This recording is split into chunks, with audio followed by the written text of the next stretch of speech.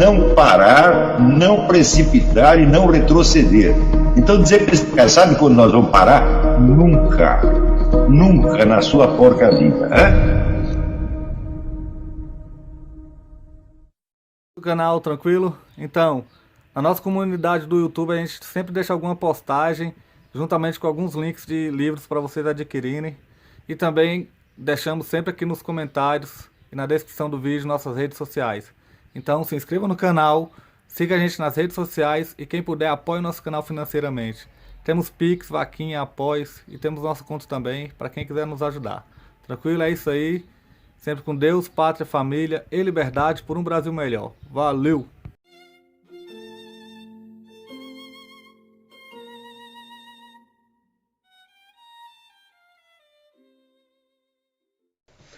Que é o da extensão das ciências a todos os campos da vida social. Esta ideia aparece como um vago projeto logo no início da modernidade, mas assume o seu perfil definitivo no século XVIII, durante o chamado Iluminismo, e também, vamos dizer, na fundação dos Estados democráticos constitucionais modernos.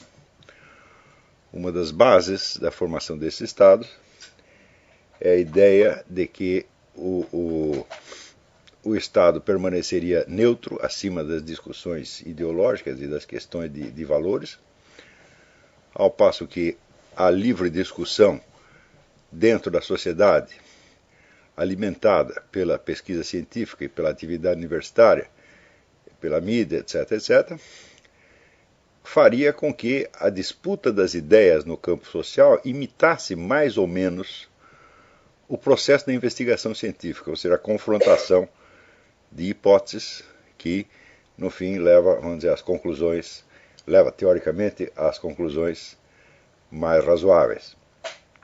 Tá certo? Então,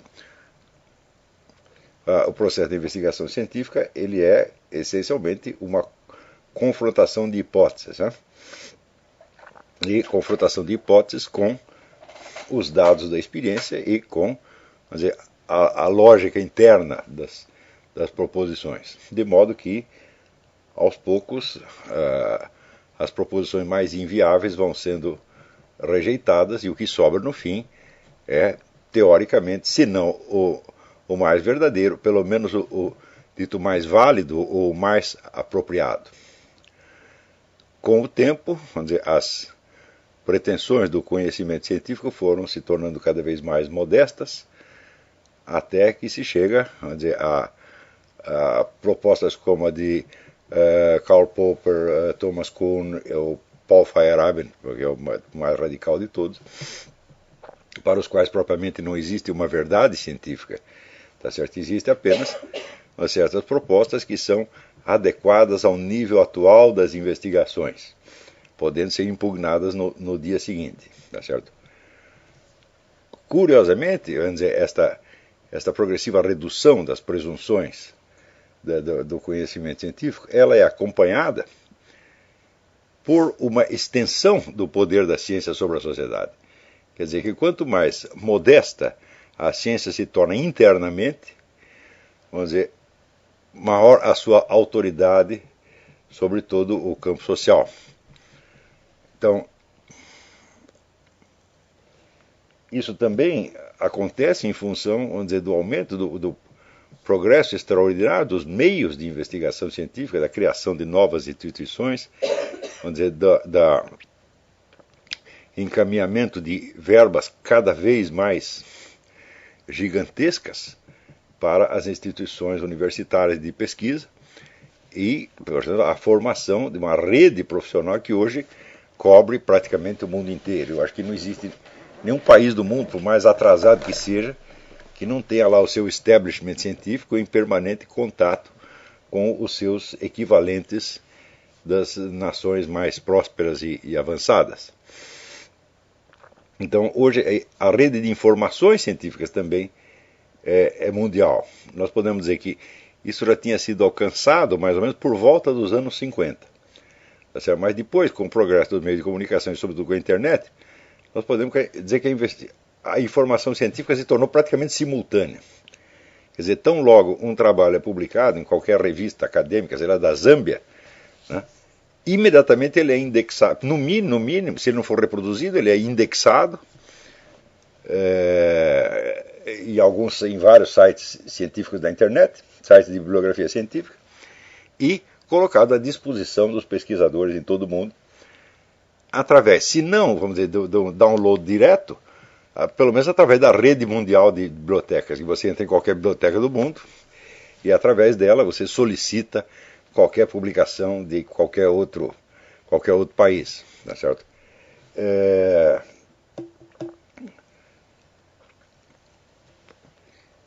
Até certo ponto, vamos dizer, a própria barreira das línguas é transposta aí desde que existe uma obrigação regulamentar de que todo trabalho científico publique pelo menos um resumo no inglês, que é, vamos dizer, ele é o grego, né, o que o grego foi na antiguidade, o latim foi na Idade Média, é hoje, né, o inglês, o idioma internacional. Então a informação realmente se tornou simultânea. Na mesma medida que torna simultânea, se torna inabarcável, de algum modo, tá certo? Tanto que quando às vezes você procura dados sobre alguma questão importante que você imagina que deva ter chamado a atenção de muita gente, às vezes a dificuldade é extraordinária. Quer dizer, mesmo nessas condições quase ideais que você tem da pesquisa científica hoje em dia, você tem lapsos. Mas eu estou descrevendo esse negócio apenas para dar a ideia de que a proposta iluminista, quer dizer, de fazer do debate social uma espécie de... Epa, aqui sumiu a imagem, ficou preto. Não, voltou. A proposta iluminista de fazer do debate social, debate público, uma espécie de imitação macroscópica do processo da investigação científica e da confrontação das hipóteses, ela por si ela desenvolveu um conjunto de meios materiais para tornar isso viável. Esses meios materiais estão sendo a rede das instituições universitárias de pesquisa, a bibliografia internacional, vamos dizer, sem contar, vamos dizer, o sistema em permanente funcionamento de congressos e discussões científicas, que não se passa um dia sem que centenas ou milhares de profissionais acadêmicos se desloquem de um lugar para outro para participar, vamos dizer, de congressos, conferências, etc, etc. Então você tem uma proximidade física também, facilitada pelo progresso dos meios de transporte. Além da facilidade física, você tem a facilidade da bibliografia e você tem a facilidade do acesso à informação científica em todos os lugares. Este mesmo processo que eu estou descrevendo, ele se aplica ipsis literis ao campo da filosofia. Se você vê por volta dos anos 40, 50, você já tinha bibliografias filosóficas internacionais enormemente completas, né? Eram publicações monstruosas em que qualquer trabalho científico publicado, né, não só na Zâmbia, como até na USP, estava lá, né, indexado, por mais insignificante e idiota que fosse, estava lá no índice. Né? Então,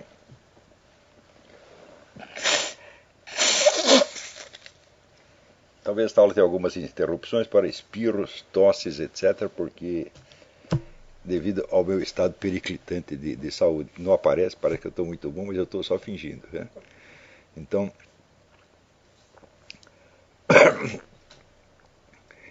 você vê, tudo isso só foi possível na medida em que as sociedades mais avançadas, mais ricas do Ocidente, apostaram na hipótese iluminista.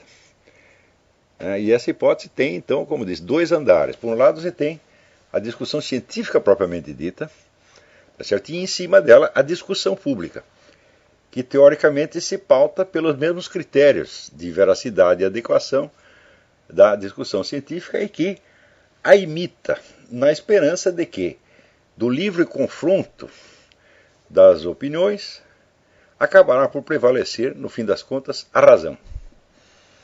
Não é isso? Então, a esperança que aí está depositada, ela implicava a expectativa de que o poder, vamos dizer, dos dos mitos, das crendices e do irracional sobre a sociedade seria, ao longo do tempo, atenuado, diminuído até desaparecer por completo e, de certo modo, né, a vitória da verdade estaria mais dia, menos dia assegurada pelo próprio desenrolar do debate democrático, tá certo? Então, a ciência, vamos dizer, e o debate científico, a classe científica, o modelo da sociedade, é, vamos dizer, a própria natureza íntima do pensamento iluminista que modela e inspira a formação de tantos estados modernos. Né? Modela e inspira, vamos dizer, o advento da República Francesa, da República Americana, que depois foi imitado em tantos lugares, na América Latina toda foi imitado, né? E acabou por prevalecer e, nas últimas décadas, por se impor ao mundo todo como o único modelo viável. Você veja que até as propostas de regime ditatorial ou totalitário, que hoje nos parecem tão monstruosas e inaceitáveis ao ponto de que quem quer que se apresente em público defendendo-as será imediatamente considerado um maluco ou um criminoso. Você não pode esquecer que essas propostas, durante os anos 20 e 30 do século XX, eram discutidas publicamente como coisas perfeitamente razoáveis e viáveis, tá certo? Em função, sobretudo, da crise econômica das democracias. Não é isso? Quer dizer, quando o capitalismo democrático mostrou uma certa fragilidade, sobretudo com a quebra da Bolsa em 1929, então, de repente, a ideia de que uma centralização brutal do poder poderia resolver os problemas pareceu uma coisa bastante razoável naquele momento.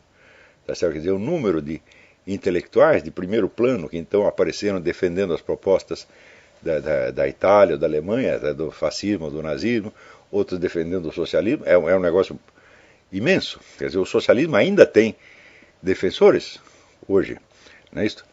E nos últimos anos aconteceu esse fenômeno extraordinário que é o retorno da proposta autoritária explícita na Rússia, através do Alexandre Dugin e do Vladimir Putin.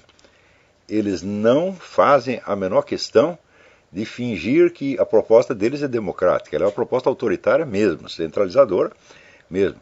E eles defendem isso, vamos dizer, com a mesma tranquilidade com que, nas décadas de 20 e 30, tantos intelectuais europeus defendiam o fascismo ou o nazismo.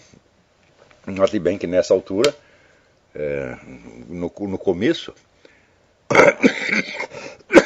ninguém tinha ideia da imensidão do estrago que o nazismo iria fazer. E o estrago feito pelo socialismo só se tornou público ainda muito mais tarde. Quer dizer, foi depois da guerra que onde os crimes do socialismo como regime de genocida se tornaram conhecidos, sobretudo a partir de 56, com o famoso discurso de Nikita Khrushchev, né, sobre os crimes de Stalin, que você vê naquele momento, até para aquela população intelectual esquerdista, soou como uma coisa inverossímil. Né? Eu tenho até um depoimento pessoal do Paulo Mercadante. Paulo Mercadante, na época, era um militante comunista, e ele estava em Paris e havia um encontro na casa do Louis Aragon, que era o poeta oficial do Partido Comunista Francês, uma das grandes lideranças do comunismo francês. E estava lá reunido um monte de intelectuais comunistas quando chegou a notícia do discurso do Khrushchev. E a reação geral foi não acreditar, achar que aquilo era um golpe de propaganda da mídia imperialista internacional. Esses imperialistas não têm mais o que inventar, mas nem se o Khrushchev ia dizer uma coisa dessa. E eles estavam conversando e o Aragon não estava. E ele chegou logo depois com informações frescas do Comitê Central e chegou e disse: companheiros, lamento informar, mas é verdade, o homem realmente disse essas coisas. Então daí se seguiu uma série de crises, né, no movimento comunista. Muita gente vai dizer, o impacto da decepção foi tão forte que muitas pessoas tiveram crise nervosa. No Brasil, o Carlos Marighella foi internado, né? Depoimento também, né, do Paulo Mercadante, que é uma espécie de testemunho ocular da história, e que era o melhor amigo do Carlos Marighella na ocasião, sabia tudo a respeito. Então, um bocado de gente saiu do partido nessa ocasião, inclusive no Brasil, o próprio Paulo Mercadante, Antônio Paim, que depois foram formar um grupo liberal, né? Então, todas essas defecções do Partido Comunista mostram como a divulgação dos crimes do comunismo pareceu num primeiro momento inverossímil e num segundo momento, verossímil, verdadeiro, porém inaceitável. E quanto aos, vamos dizer, aos crimes do nazismo, tá, claro que durante a guerra se falou muito disso, então você tinha, vamos dizer, a propaganda dos regimes inimigos, né, contando tudo que os nazistas faziam e até inventando alguma coisa a mais, como no caso do famoso massacre de Katyn, que foram os russos que fizeram, e aquilo acabou no tribunal de Nuremberg, foi lançado à conta dos nazistas, né? Como se faltasse, como se tivesse escassez de crimes nazistas, e ainda inventaram mais alguns. Mas na década de 20 e 30 não havia acontecido absolutamente nada. Quer dizer, o regime fascista na Itália, por exemplo, não parecia substancialmente pior do que qualquer outro regime no mundo. E mesmo o Hitler, nos seus primeiros anos, nossa, impressionou, vamos dizer, tanta gente boa, né? Você vê, na França, Albert Rivaux, que era um nacionalista francês, hidrofobicamente anti-alemão, até ele reconheceu que a Alemanha estava progredindo e que o regime do Hitler tinha lá os seus méritos, essa coisa toda. Este era o teor da conversa nos anos 30. Quer dizer, nós não podemos imaginar a história retroativamente pelo que ficamos sabendo depois. Quer dizer, vocês também não podem esquecer, vamos dizer, que o verdadeiro impacto dos crimes nazistas no mundo só veio, na verdade, no fim da guerra, quando os americanos entraram em alguns campos de concentração e filmaram, né, as imagens dos prisioneiros, né, cada um pesando 22 quilos, quer dizer, eram, vamos dizer, cadáveres ambulantes, e além disso, aqui os que tinham sobrevivido, e ao lado deles é pilhas e pilhas e pilhas de cadáveres.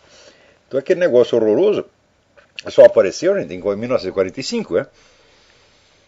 E dentro da própria Alemanha, os oficiais americanos obrigavam os cidadãos alemãos a ir até o campo de concentração para eles verem o que tinha acontecido. E a maioria permanecia incrédulo, quer dizer, o sujeito estava vendo a coisa e ele continuava, ficava louco, não acreditava no que estava vendo. Então, por isso mesmo é que para nós pode ser difícil imaginar que coisas como as propostas fascista, nazista ou comunista parecessem tão razoáveis nos anos 20 e 30. Eu digo sim, mas foi antes de que os seus crimes fossem divulgados e a maioria até antes de que fossem praticados. Tá certo? Então, naquela época parecia uma coisa razoável. E, veja, a flexibilidade do debate democrático era tanta que até as propostas antidemocráticas eram livremente discutidas e se esperava que elas se integrassem normalmente no confronto racional das hipóteses, até que as propostas mais razoáveis acabassem por prevalecer. Muito do julgamento que nós fazemos dos acontecimentos hoje em dia ainda se baseia nessa expectativa. Isso quando, por exemplo, nós vemos alguma operação de políticos empenhados em esconder uma verdade do público, nós nos sentimos chocados. Por quê? Porque nós esperamos que a democracia funcione como se fosse uma investigação científica. Mas, quer dizer, a hipótese da sociedade científica, quer dizer, a sociedade organizada com base na ciência, está já, vamos dizer, arraigada na própria expectativa e no julgamento que nós fazemos dos fatos. Quando aparece algum sujeito com alguma proposta, alguma ideologia que nos parece irracional. E por que ela nos parece irracional? Porque nós a confrontamos com a expectativa da sociedade fundada na ciência. Bom, mas aí você tem vários problemas, né? O primeiro problema é que se a sociedade, o debate público, deve imitar a investigação científica, isto não é a mesma coisa e, sobretudo, não trabalha no mesmo sentido coerente com a ideia da administração científica da sociedade. Então, isso quer dizer que o sucesso da ciência na modernidade, ele traz junto consigo essas duas ideias. Quer dizer, de um lado, o debate público deve imitar o debate científico, ou seja, deve haver total liberdade de opinião e as ideias devem se confrontar, tá certo, diante do tribunal da razão. Essa é uma ideia. A outra ideia, a administração deve se tornar científica. Ou seja, as medidas, decisões legislativas e administrativas não podem se basear, quer dizer, no arbítrio dos legisladores ou do governante do momento, mas devem ter uma inspiração científica e devem ter fundamentos científicos, né? Você verá que isso é tão banal hoje em dia que você não vê um discurso de candidato que não exiba diante de você um monte de estatísticas, um monte de dados científicos para mostrar que a política dele tem um fundamento na realidade e que é aprovada por um critério científico, né? Ora, na medida em que a administração se torna científica, isso significa o seguinte: primeiro, a administração tem que possuir um controle maior dos dados da situação. Quer dizer, não pode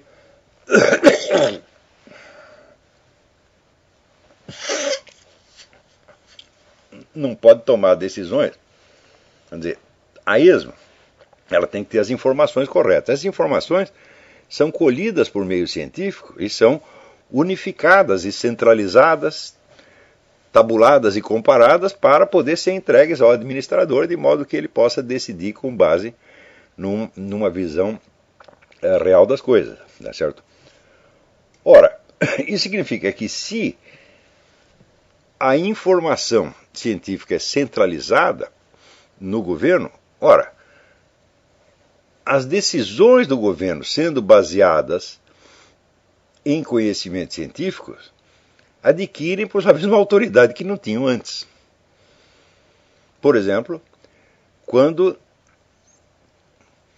o governo decreta que a população tem que tomar uma vacina contra determinada doença. Quer dizer, ele tem dados, ou diz que tem, pelo menos, que sustentam a crença de que existe uma epidemia disso ou daquilo. De que aquilo representa um risco de saúde pública, X ou Y, e de que, se não vacinar a população, haverá um grande risco para todos. Então, imediatamente ele decreta que a vacina é obrigatória. No momento em que aquele dado científico, aquela informação científica, fundamenta uma lei, acabou a discussão. Claro que a lei pode ser reposta em discussão no parlamento, mas enquanto ela não for revogada, ela é obrigatória e ela é imposta com todo o poder da administração pública, da polícia e dos tribunais. Não é isso? Ora, então você vê que você tem aí um duplo movimento.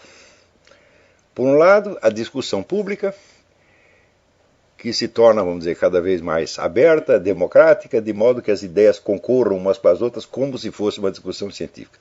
Por outro lado, a centralização do poder nas mãos de uma administração estatal que traz agora a chancela da autoridade científica e que por isso mesmo pode cada vez menos ser contestada. Esses dois processos, que um contradiz o outro, evidentemente, né? Ambos saem da ideia iluminista, de basear a sociedade como que fosse numa imitação da classe científica. Não é isso? Você não pode esquecer que de dentro, vamos dizer, do próprio processo da Revolução Francesa, saem as propostas mais radicalmente democráticas, como sai também a proposta nitidamente, explicitamente autoritária de Auguste Comte, do positivismo, que dizia praticamente que a política tinha que ser abolida e trocada por uma tecnocracia, ou seja, o governo se cercaria dos melhores conhecedores de todos os ramos da atividade social, e o que ele decidia estava decidido, e daí para dentro a sociedade seria administrada como se fosse uma empresa.